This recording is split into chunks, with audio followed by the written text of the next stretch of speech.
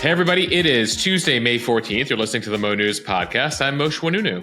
And I'm Jill Wagner. This is the place where we bring you just the facts. And we read all the news and read between the lines so you don't have to. Jill, I saw on your Instagram feed that people voted for solar burps as the description they wanted us to use moving forward when the sun is up to stuff. For whatever reason, solar farts just isn't landing. I assumed as much. Jill, it's a big day. Jill, if people don't have plans this evening and they're looking to watch something, Caitlin Clark takes the professional court for the first time tonight. Yeah, that's right. Tonight at 7:30 p.m. Eastern time. Yeah, so it should be on ESPN2 or streaming on ESPN Plus or Fubo. So you can check it out. It's the Indiana Fever versus the Connecticut Sun. Jill, a lot of expectations on how she is going to take things to the next level for the WNBA. A lot of pressure for a 22-year-old. She's only got the league riding on her.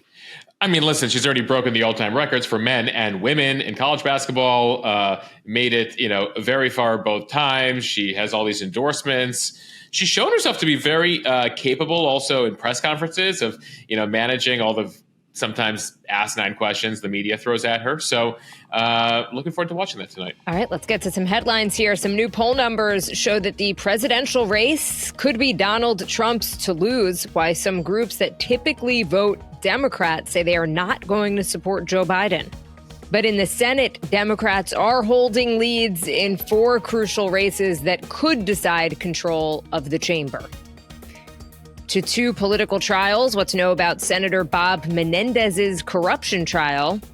And then there is the Trump hush money payments case, a big day Monday as Michael Cohen takes the stand. Here we go again. Wildfires in Canada trigger air quality alerts across 4 U.S. states. Meanwhile, some U.S. airlines are suing the Biden administration over a new rule to make certain fees easier to spot. Yeah, they're alleging that this new rule with one price is actually going to make things more confusing for us. Right, because when has one price ever been more confusing than like 4? As the folks at Delta United and American, because they filed a lawsuit. Google and Apple are partnering to fight location tracker stalking. You know how I feel about grocery store prices. Well, now there is a plan to fight price fixing at the supermarket. And someone who does not need to worry about money, Melinda French Gates, is resigning from the Bill and Melinda Gates Foundation. Plus, Jerry Seinfeld gives the commencement address at Duke, his advice, and some of the reaction. Plus, Moshe has On This Day in History. Jill will continue the Seinfeld theme through On This Day in History, along with a little Dawson's Creek and some dishwashing history that you didn't know about. I don't want to wait. I will look to be over. I will look forward to that. And in case for some reason my father does not manage to listen to the entire podcast today, on this day in history, my father was born. Happy 75th birthday, Dad. Jill, as a VIP listener, he gets the On This Day in History at the top of the pod. Yes.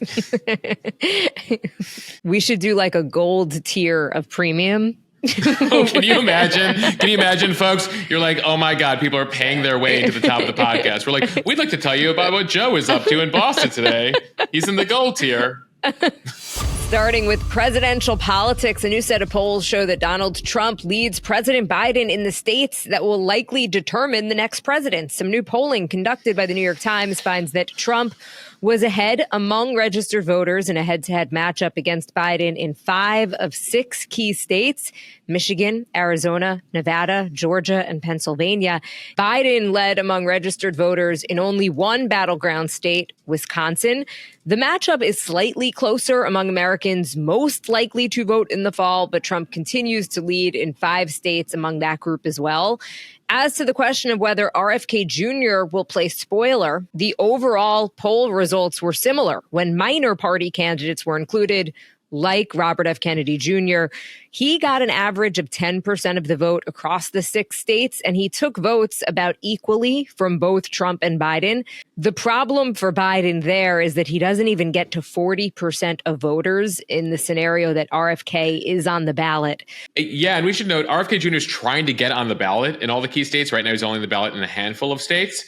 But that was one of the more stunning figures, Jill. Biden in the 30% range when you include all the candidates. So what is going on? It appears that people want change. The economy and the cost of living remain the most important issues for about 1/4 of voters, and a significant drag on Biden's prospects. More than half of voters still believe that the economy is poor. And that's despite cooling inflation, an end to interest rate hikes, and significant stock market gains.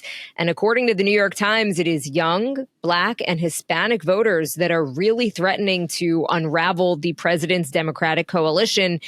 Moshe, that is fascinating because those are exactly the groups that are usually a sure thing for Democrats.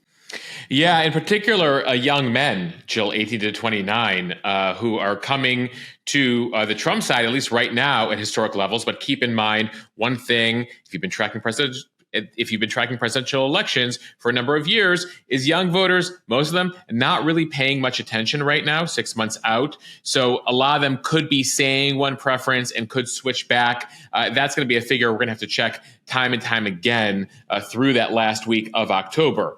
What the polls do show, though, is that those groups, the young voters, Black and Latino voters, want fundamental changes to American society, not just a return to normalcy. Remember, Biden's shtick in 2020 was, we're going to make the country normal again after 4 years of Trump. But now, as people look at it, they think that even minor changes are insufficient here, and they're looking for some major changes. Now, what's interesting is when you ask people who will make bigger changes, majority of them say Trump. When you ask them, are those changes going to be good or bad, the country is split. Still, there is this feeling out there when it comes to the economy and other issues that something isn't right in this country. And what's interesting, Jill, is we used to be in a period of time for a number of decades where typically presidents lasted 2 terms. And now, it's this feeling where we're going back and forth, where presidents lasted 2 terms and parties could win time and time again. But it's very interesting if you look back at it, even in the past, 3 decades. Clinton, a Democrat, 2 terms. Bush, a Republican, 2 terms. Obama, a Democrat, 2 terms. Now in the 1-term stage, Trump, 1 term, a Republican. Biden, 1 term right now, a Democrat. So it seems like Americans are getting edgier every 4 years, not even ready to wait out every 8 years, at least with these 2 most recent characters. So the issue that Biden has here is that he's pretty much tied up with 18 to 29-year-olds and Hispanic voters. But back in 2020, those groups gave him more than 60% of their vote. Also, right now, Trump polling at 20% with Black voters. That would give him the highest level of Black support since the Civil Rights Act of 1964, which really determined in the modern era that Black voters had gone to Democrats. Because remember, it was LBJ, a Democratic president, that signed that legislation. And the party really tried to reinforce itself as the party of civil rights, etc., through the 60s, 70s, 80s, 90s, and beyond.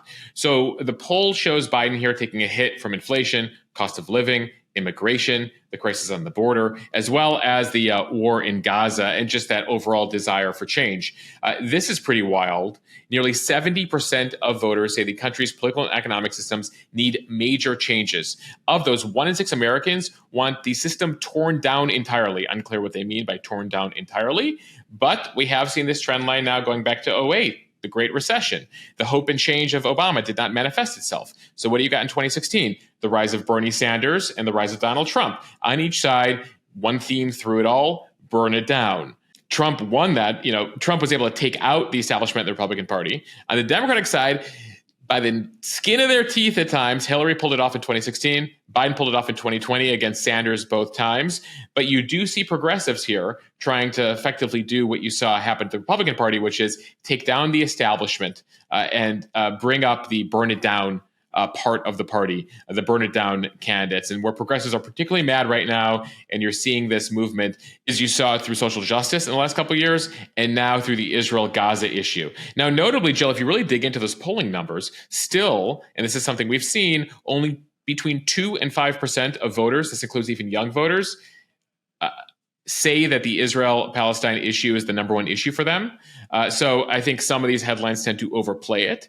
But at the same time, at a time where Democrats are split on the issue, and the margin here between Trump and Biden is so narrow, small issues do matter. And so the Middle East certainly being an issue there, where Biden is facing issues from his left, whereas on the other issues, whether it's immigration and a number of other factors, he's facing issues from the center and from the right. And the results of these most recent polls are similar to polls that were done in battleground states in November. Since then, Biden's campaign has spent tens of millions of dollars in ads in swing states. As we mentioned, the stock market has been booming. Trump's criminal trial started in Manhattan. None of that has moved the needle for Biden. Back in 2020, he did win all of these 6 swing states that were polled. And if you just look at the electoral math here, if he wins in just Pennsylvania, Michigan, and Wisconsin, and keeps all of the other states that he did back in 2020, he could still pull off a victory. So this is still anyone's race. And as you said, we're still 6 months out. Most Americans are not paying that much attention yet. Biden has kept most of his support among older and white voters. And that means he is competitive in the 3 relatively white northern swing states, Wisconsin, Michigan, and Pennsylvania. Yeah, but his key issue is going to be Arizona, Georgia, Nevada, some of these states where he's been trying to expand the map and create a sort of permanent Democratic win there. Will he be able to pull that off? And in particular, in some of those states, in the Black and Latino populations, will he be able to bring the party back with those voters? Or do they continue to remain up for grabs here and potentially go to Trump? So we'll keep tracking this. Typically, when people ask for predictions, you don't typically like to really look at the hard data until after Labor Day. That's when the presumption from most political analysts is that that's when Americans start to pay attention, when they're like, okay, we have an election in 2 months. Like, let's see what they each stand for. And we know this through the news cycle. A lot is going to happen between now and then. And so we'll see how that all factors in there. Interestingly, Jill, we'll end with this. They also looked at the senatorial level data and the congressional level data. And the issue appears not to be with Democrats, but with Joe Biden. Because in these same polls, they find Democratic candidates running well ahead of their rivals in Arizona, in Nevada, in Pennsylvania, in Wisconsin, well ahead of Joe Biden. So Joe Biden's sort of an anchor weight here on these candidates potentially. And so you could see some of them sort of, also take issue with Biden if they see that, loyalty to him isn't going to pay off. So certainly here, I wouldn't call this a category 5, but this is certainly, we have a hurricane warning at the White House if you're on the Joe Biden campaign. There's a storm swirling in the Atlantic that we're keeping a very close eye on. Oh, yeah. And it's going to make landfall. The question is how big? And where? and where? Okay, now to 2 trials that we are watching this week in Lower Manhattan. One for a Democratic U.S. Senator, Bob Menendez, and the other for former President Trump. Jill, they're literally happening a few yards apart at the courthouse down there at Lower Manhattan. So Menendez is a sitting U.S. Senator from New Jersey. He is facing a weeks-long trial over charges of taking bribes, including gold bars, cash, and a luxury car. The accusation is that was in exchange for his help to push U.S. aid and weapons to a foreign government and help interfere in a federal case against one of his co-defendants.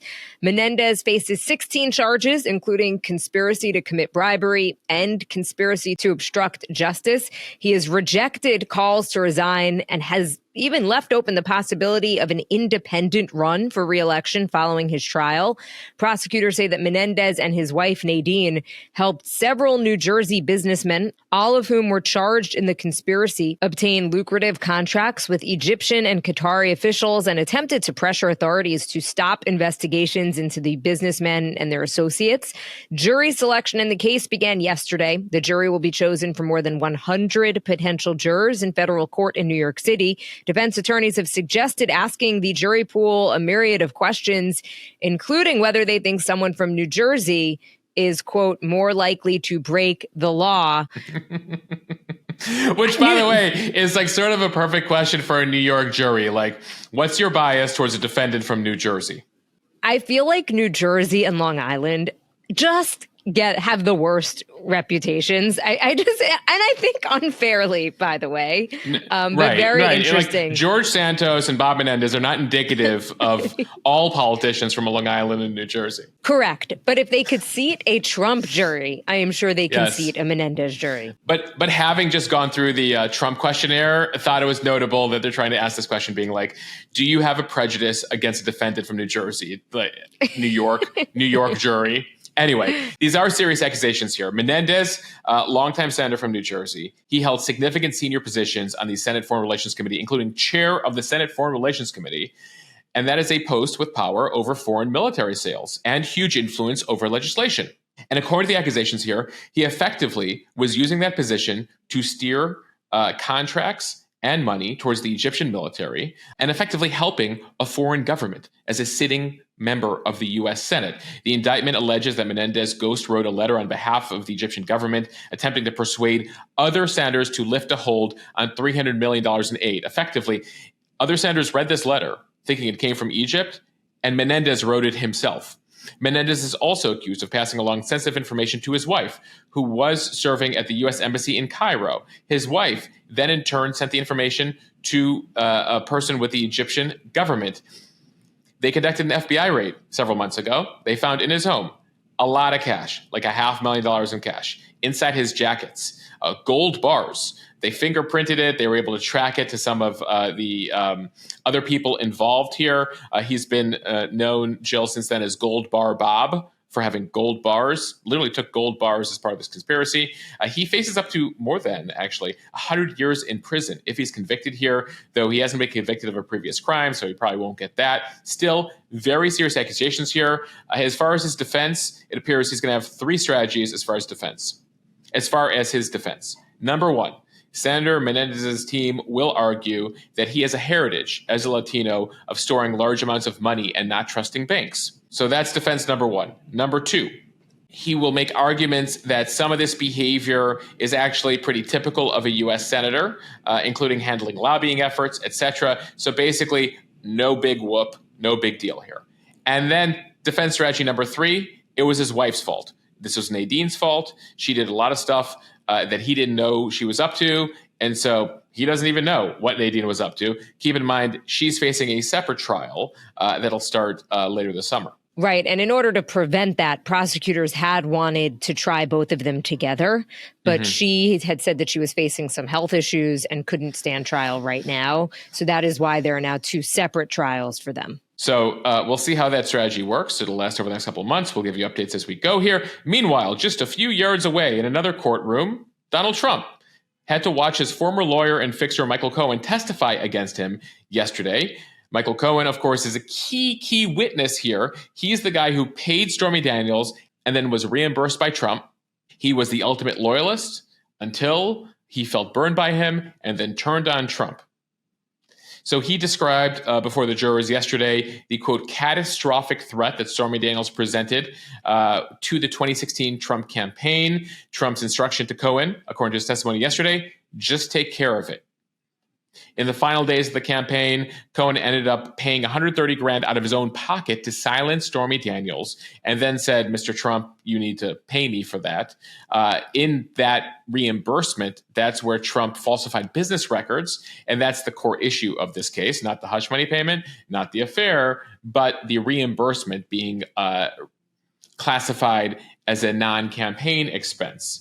So that's the core felony here. But what the Trump people have been arguing is that he did this to prevent embarrassment with Melania, not to change the results of an election. So they had to try to get Cohen to reinforce that case. The prosecution did yesterday, saying, no, this was totally about the campaign. And what Cohen said was, listen, as far as my conversations with Trump at that time, he felt this was a disaster. He had trouble with female voters going into the fall there of 2016. Apparently, according to Cohen's testimony, Trump told him, guys, they'll think it's cool, but this is going to be a disaster when it comes to women, a disaster for the campaign. And then he was asked, but the Trump team is arguing that this was about protecting Melania, so she wouldn't find out about a potential affair here. And Cohen alleges that in his conversations with Trump, it was never about Melania, that he wasn't thinking about Melania. Apparently, according to Cohen, he testified yesterday that Trump said don't worry.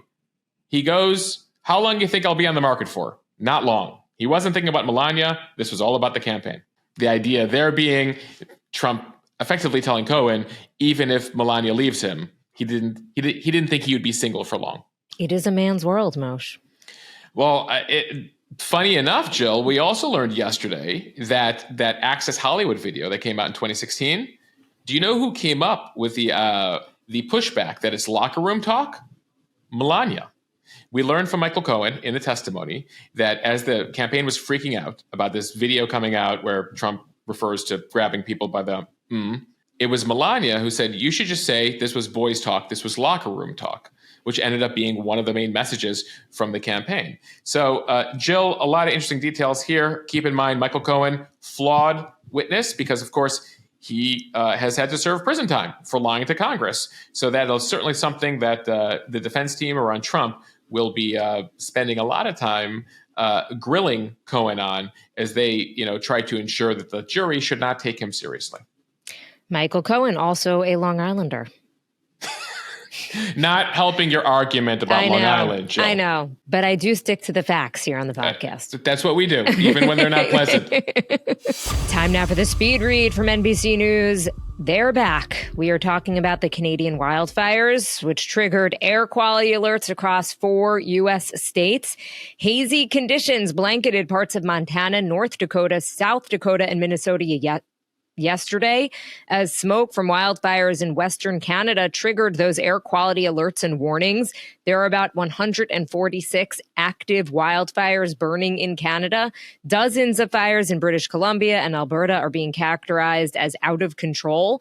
And this marks the first series of major wildfires in Canada this season. The Air Quality Index Monday showed conditions across the 4 states ranging from moderate to unhealthy for the general public. This index was established by the U.S. EPA to measure daily air pollution levels and communicate the associated risks.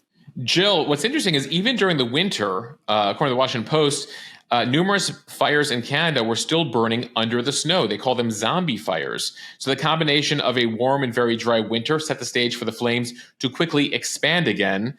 So not even all the fires were out, even after the winter, after the snow, all of that. That's crazy. Zombie fires, you learn something new every day. Keep in mind, the vast majority of Canada, very rural areas, very hard to get to certain areas. So even tracking all the fires is very challenging. Many of us, of course, last summer became very familiar with the Air Quality Index when smoke from Canada impacted Americans from Chicago to New York. You really saw it across the country, except for, incidentally, the Pacific Northwest. And they said, except for the most part, the Pacific Northwest, we really saw it in the central part of the country and in the Northeast. Air pollution from wildfires is closely tracked because small particles in smoke can cause health issues, especially for sensitive groups, the elderly, the sick, the young. And exposure here for a long period of time can really impact people with asthma, lung cancer, other chronic diseases. So last year was Canada's most devastating wildfire season in recorded history. More than 45 million acres burned. So far, most of the fires are happening in Western Canada, but there's concern about it expanding. It does look like it's going to be a high-risk season. The Canadian government said on Friday that drought conditions are expected to persist in high-risk regions in May, increasing, quote, the risk and intensity of both natural and human-caused wildfires. So, Jill, be on guard and be on the lookout here as we potentially could see a bit of what we saw last summer. I'm glad I bought those heavy-duty purifiers. And I mean that because I have 2 young kids who are at very high risk of that. All right, from ABC News, the major U.S. airlines are suing to block the Biden administration from requiring greater transparency over fees that the carriers charge their passengers. We first told you about this last month, the U.S. government saying that airlines need to give us all of the upfront costs as opposed to tacking things on as we're buying a ticket online. Things like bags, taxes, seat selection fee, etc. The airlines are now saying that one price would be too confusing for consumers by giving us too much information during the ticket buying process. You almost can't make this up. I hate when I only get one price for something I'm buying. So the Transportation Department says it's going to vigorously defend the rule against what it called hidden junk fees. American, Delta, United, and 3 other carriers, along with their industry trade group, sued the Transportation Department in a federal appeals court Friday, asking the court to overturn the rule. You've got to wonder what was going on in these brainstorming sessions, Moshe, when they were like, what is our strategy here? Like, what? Let's go with no. What they're doing is too confusing. The trade group here is also arguing that the Transportation Department went beyond its authority by attempting to regulate private business operations in a thriving marketplace. The airlines said the administration hasn't shown that consumers can't get information about fees already. So again, they're trying to poke holes here, hoping that they'll get a judge that's amenable to these arguments. But yeah, totally in the boardroom being like, how about this? We argue that this is now more confusing to people as opposed to just clicking through the page and being like, an extra $74, an extra $67, an extra $52. We've all been there. Anyway, this new rule, we told you about it a couple weeks ago when it was announced April 24th. We told you there's going to be a lawsuit. Here is the lawsuit. Now, the U.S. government is arguing that this will actually save consumers $500 million a year based on clarifying all of these fees. Jill, incidentally, out of the 6 biggest airlines in the country, only 5 joined this lawsuit. Who didn't? Southwest. They say the rule will have little impact on them because they're pretty simple in terms of how they do booking. They let passengers check 2 bags for free. They don't charge extra fees. And so they're like, actually, it sort of speaks to it sort of negates the argument from Delta, United, American, everyone else, which is like, Southwest is like, why would we sue over this? We basically already do this already. And the other airlines are arguing, no, that is way too complicated. Moshe, I am very curious to see how the appeals court rules and if they buy this argument.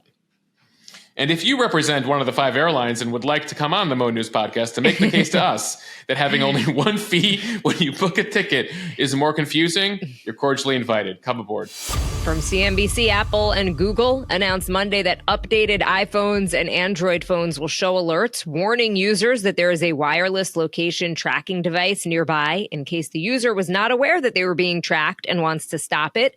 The move is the latest sign that the 2 major platforms are working to fix the downside of wireless trackers, such as Apple's AirTag, that can be useful for finding lost or stolen objects by displaying their location on a digital map, but can also be used by criminals to track people. Yeah, so iPhone and Android are going to have updated software here that will let you receive a message telling you that there's a Bluetooth tracker that is found moving with you right now. Users can then have the tracker play a sound, make it easy to find, access instructions about how to disable it. Now, it's not just the Apple AirTag anymore. There's a bunch of these third-party companies. But when third-party companies build these so-called Find My Lost Device trackers, they have to build them with Apple and Google specifications, which will now require these unwanted alerts. Jill, what I found interesting is we posted this on Instagram, and some people were actually upset with this move because they're saying, so now you're going to tell me that if I have an AirTag on a bag with valuable items and someone steals it from me, this will now alert that person who stole the item that there's an AirTag tracking them. Or some people like to put them on their children, right? That God forbid somebody takes your child or your child gets lost, that'll allow someone to identify that there's an AirTag on it. So it's almost, at times, it feels like a no-win situation. Right, because that's what I was thinking with kids, is that some parents may not want their kids to necessarily know that they're being tracked as well. Yeah. So it'll be interesting to see how they navigate that, where it's like, you put the AirTag on it because you want to ensure that your thing doesn't get lost, or if somebody steals something, that you can track it without then alerting the thief to the fact that they're now being tracked. So how do Apple and Google navigate that? We'll have to see. From Time, a group of Democratic lawmakers are calling on President Biden to investigate grocery store chains for price manipulation, writing in a letter sent Monday morning that he should use executive authority to take additional enforcement action to address rising food prices without the help of Congress. This letter comes after a report from the FTC found that major grocery chains took advantage of supply chain disruptions during the pandemic to hike up prices to increase their profits.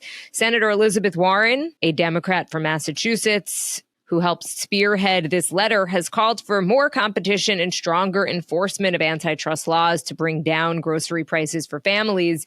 But her proposed legislation on the topic has been largely stalled in Congress.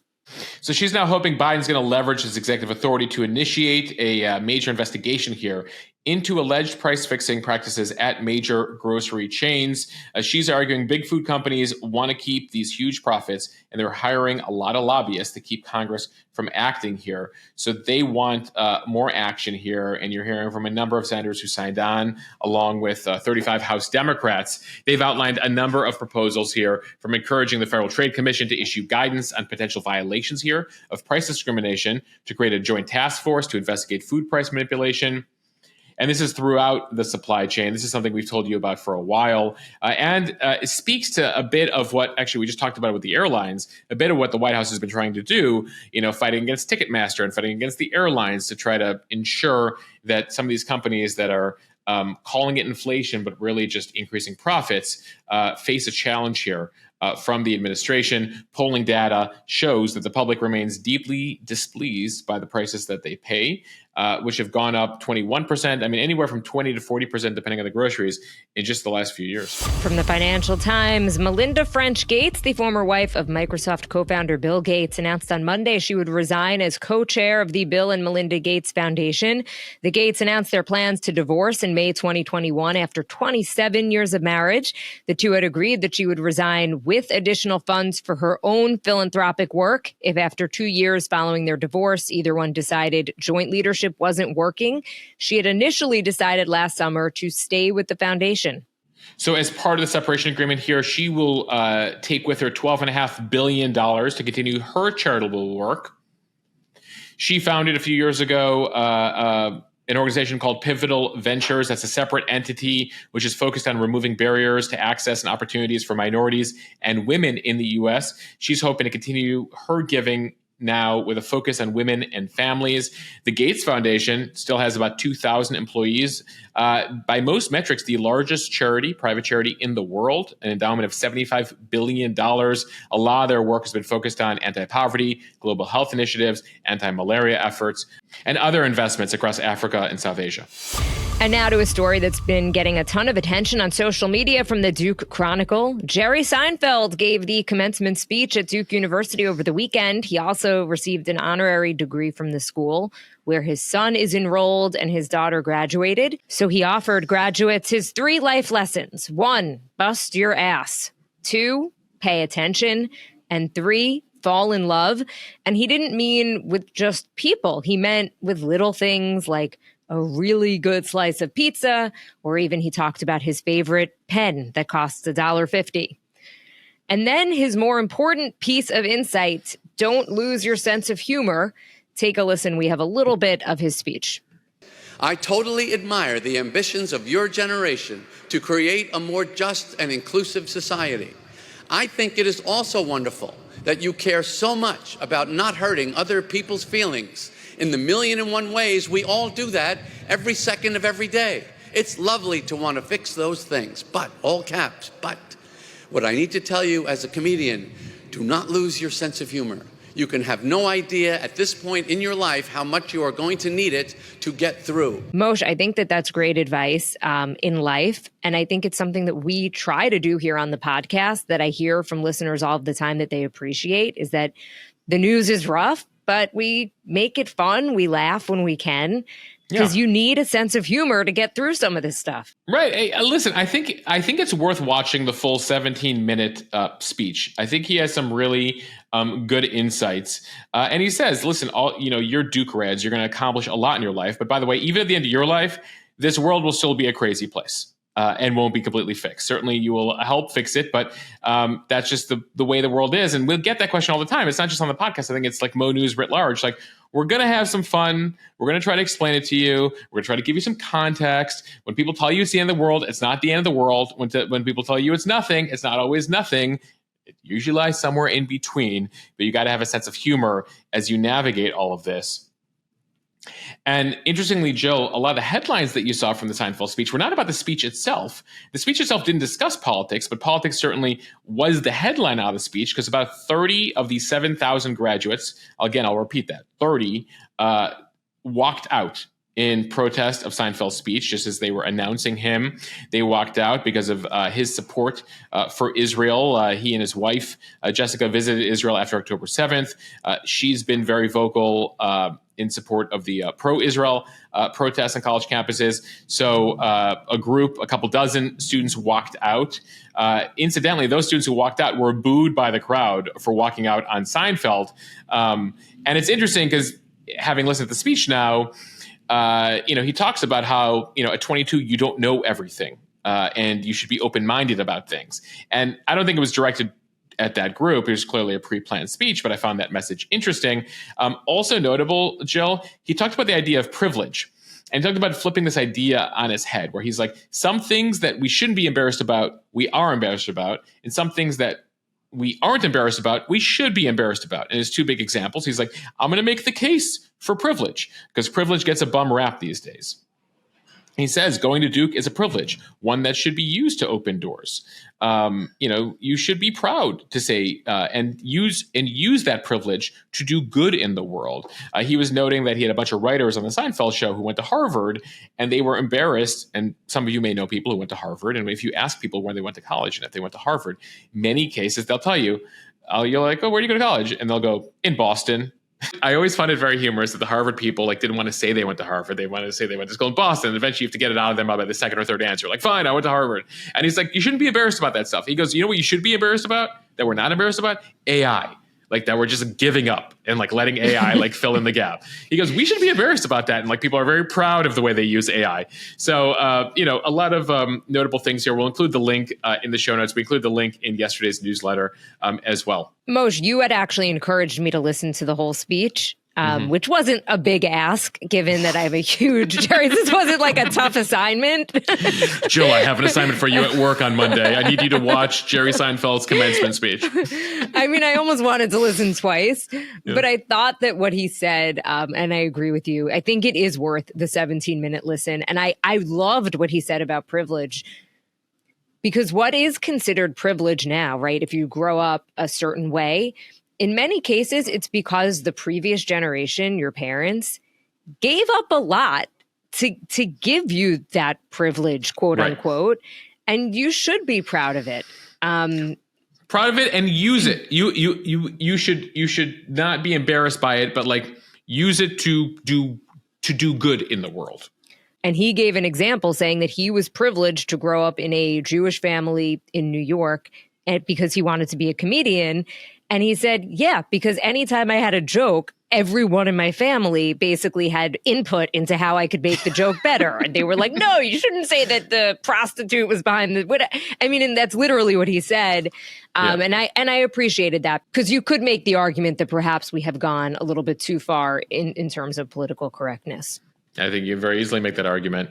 Jill, I grew up in a house of privilege. If I wanted to be a cabinet maker, I grew up with a long tradition of cabinet makers and contractors. But I did not use that. I did not use that privilege. I decided to mark my own ground as a journalist. But your brother is so privileged. But my brother used that privilege to go into. Contracting, IT repair, computers, home theater design, all of that. All right, easy transition here to On This Day in History, because on this day in 1998, 26 years ago, the series finale of Seinfeld aired. More than 76 million people watched the final episode of Seinfeld, one of the top 3 series finales of all time. And of course, one that was mimicked a bit with the series finale of Curb Your Enthusiasm recently, just a couple months ago. Because, of course, Larry David, one of the co-creators of Seinfeld. In other news on this day in history, we go back to 1796. An early smallpox vaccine was tested. This became known as the world's first vaccination.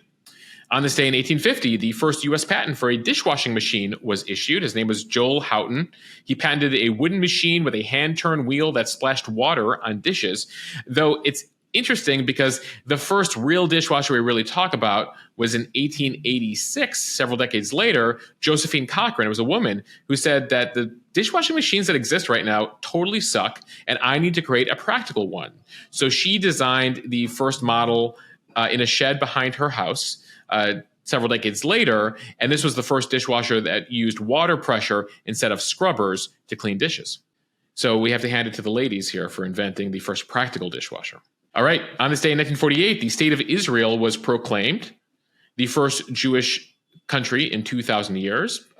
Immediately, their neighbors, the neighboring Arab countries, all declared war on them. Eventually, that war would technically last more than a year. And we should note this is actually the third Israel in history. There were two previous Israels, kingdoms of Israel, one 2,000 years ago and one nearly 700 years before that. And in space history, on this day, 51 years ago, Skylab, America's first space station, was successfully launched into orbit around the Earth. This was sort of the end of the Apollo programs, the moon programs. We decided to hang out closer to Earth. And now, finally, 50 years later, we're headed back to the moon. And we end here with a bit of pop culture. I mentioned the series finale of Seinfeld. This was also, in 2003, 21 years ago today, the series finale of Dawson's Creek. I don't want to wait for our lives. All right, I can't go any further, but that song, synonymous with Dawson's Creek. Jill, Paula Cole, peak Paula Cole there. Mid-90s. Wait, is that the singer? Yeah. Oh, I didn't know. I just knew the song. Jill, she also gave us Where Have All the Cowboys Gone? Where have all the... So I remember this, I will tell you, because that summer of 96 was my first job as a bagger at a grocery store in Wheeling, Illinois, and Paula Cole was on a repeat all day long. And so summer of 96, I really have ingrained in my brain, along with the summer of 98, because that's when I went to go work customer service at Best Buy. And so the 1998 medley of songs that were on repeat at Best Buy that summer, also in my head. We'll end here. On this day 21 years ago, Beyonce released Crazy in Love with Jay-Z. That is a song that is in my head forever. Little did they know, 20 years later, they would be billionaires. I feel like they knew, actually. Do you think they knew when they were singing Jay-Z Crazy in knew. Love in 03 that I think they would not Jay-Z be knew by millionaires, then. but they would be billionaires?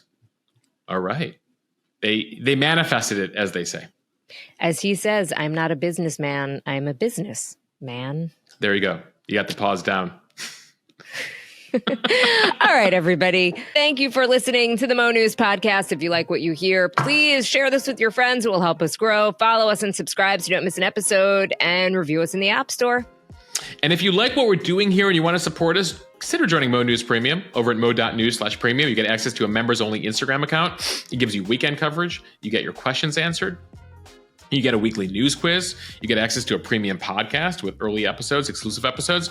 We actually just put up, Jill, over on the premium pod. Alex and I recorded our birth story, going through the arrival of Baby O back in September. We actually done like a first trimester recap, a second and third trimester recap, an interview with the midwife. And then a couple months ago, we're like, oh, we never told the story of the baby coming. So we recorded that. So that's over. We put that up over the weekend for Mother's Day over on the premium pod. Most just in time for Mother's Day. I love it. All right, everybody. Have a wonderful day. Thanks, everybody.